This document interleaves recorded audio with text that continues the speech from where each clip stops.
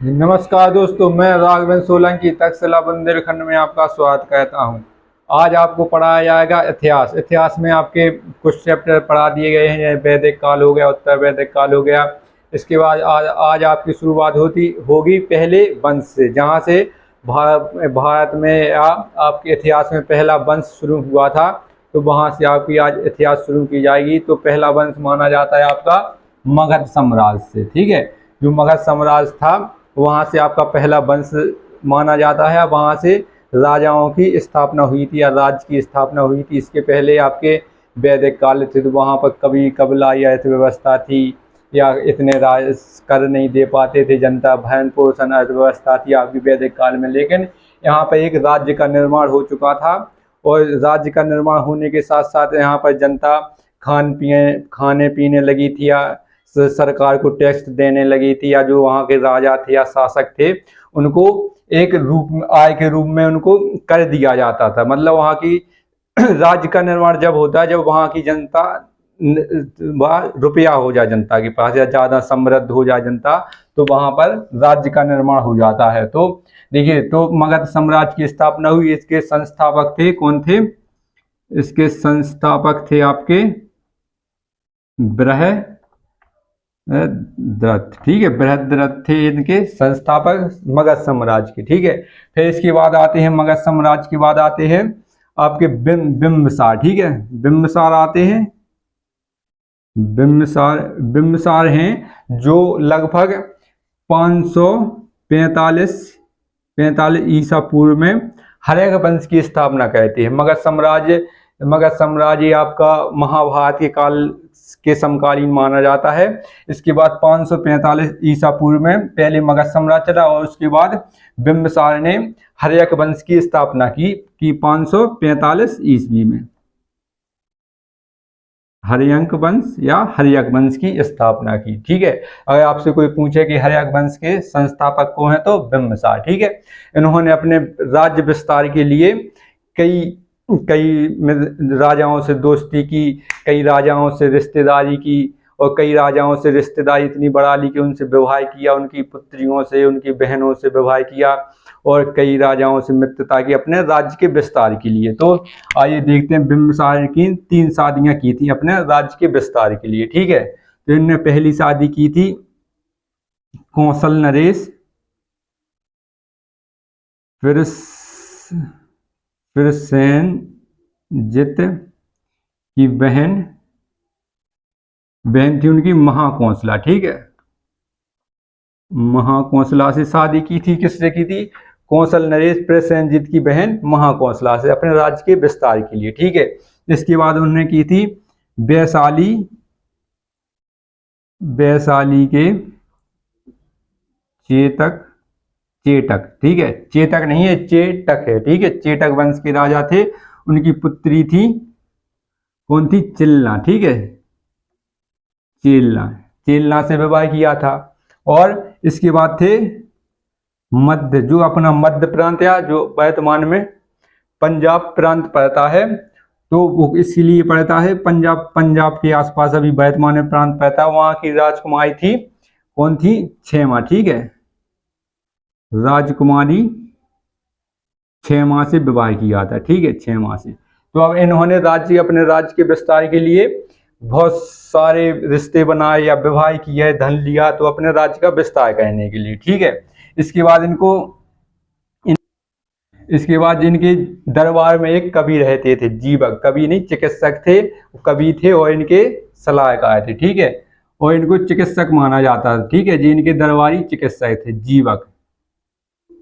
जीवक इनके दरबारी चिकित्सक थे। इनका नाम बहुत दूर दूर तक था कि ये विद्वान थे, चिकित्सा में ज़्यादा जानते थे। तो इनके किनके दरबार समकालीन माने जाते हैं? गौतम बुद्ध के, या बौद्ध धर्म के समकालीन माने जाते हैं। ठीक है, एक बार जब बुद्ध जी की तबीयत खराब हो गई, तो इनको वहां पर उनके दरबार में भेजा गया था, उनकी सेवा करने के लिए, उनको जो बीमारी हो गई थी उनकी देखभाल करने के लिए, या उनको ठीक करने के लिए। ठीक है, तो इन्होंने अपने दरबारी चिकित्सक को गौतम बुद्ध के दरबार में भेजा था, या उनके आश्रम में भेजा था, उनको सही करने के लिए। ठीक है, और एक राजा थे चंद्रप्रौढ़। ठीक है,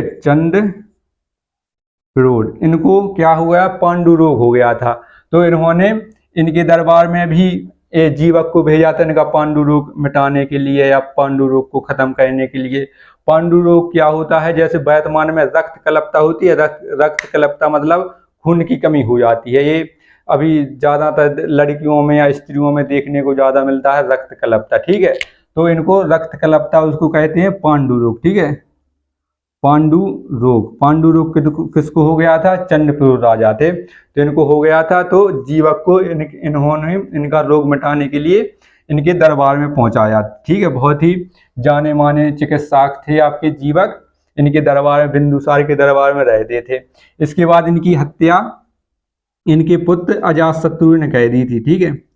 अजातशत्रु जो इनके बिंबिसार के पुत्र थे अजातशत्रु, इन्हीं की हत्या इनके पुत्र ने कह दी थी 493 ईसा पूर्व में।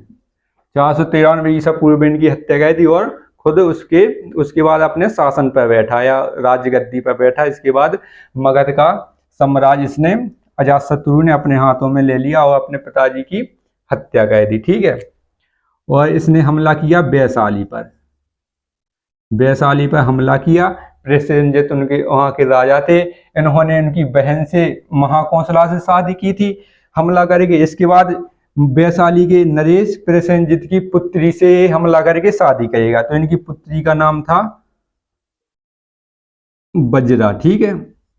बजरा इनकी पुत्री का नाम था। इसने आक्रमण करके प्रसेनजित, वैशाली के राजा थे प्रसेनजित, उनकी पुत्री का नाम था बजरा, उससे विवाह किया और इनके पिताजी ने उनकी बहन महाकौशला से विवाह किया था, ठीक है। ये सब विवाह क्यों होते थे, राज्य विस्तार के लिए। क्योंकि अगर जैसे राज्य विस्तार करो या उसको छोड़ के आ जाओ और किसी को गद्दी पे बिठा दो तो क्या होगा, वो बाद में विद्रोह कह देगा।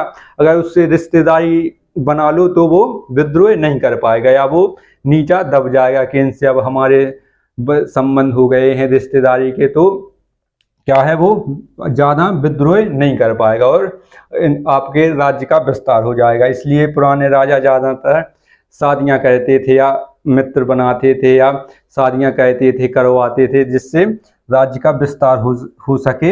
एक लिखित प्रमाण मिल जाए कि शादी हो चुकी है तो अब ये रिश्तेदारी में बदल चुके हैं और हमला नहीं करेंगे। तो अजातशत्रु के बाद आते हैं उदयन, ठीक है। ये मिटा दें थोड़ा।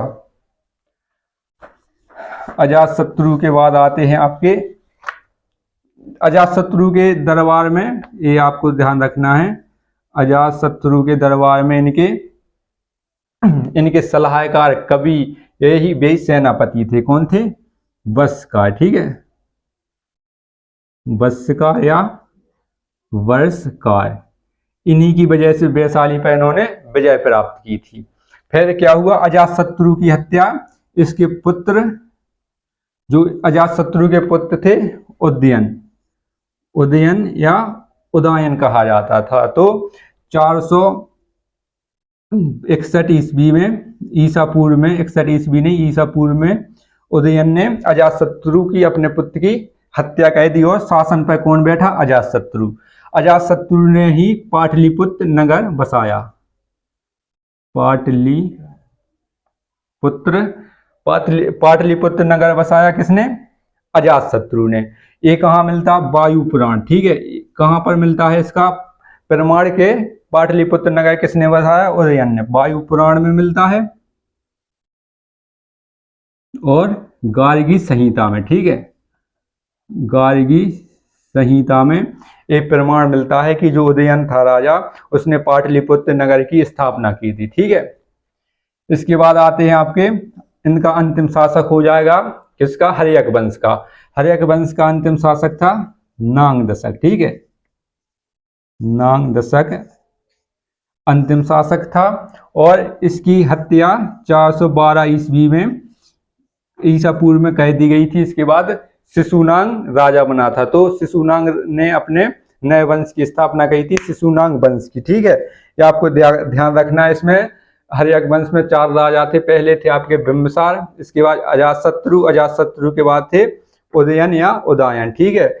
उदयन के बाद बने थे नागदशक। उदयन की भी उदयन एक बीमारी के कारण मर गए थे, इनकी हत्या नहीं की थी। ठीक है, इसके बाद बने थे नाग दशक। नाग दशक की हत्या करके शिशुनाग जो इनके सलाहकार थे या सेनापति थे शिशुनाग नाग दशक के, तो शिशुनाग ने अपने राजा नाग दशक की हत्या करके शिशुनाग वंश की स्थापना की थी। ठीक है, तो आपको आज इतना हो गया है, और हमारी वीडियो अच्छा लगे तो आप लाइक करें, शेयर करें, सब्सक्राइब करें, और आपको कल आपको शिशुनाग वंश के बारे में बताया जाएगा। ठीक है, जय हिंद दोस्तों।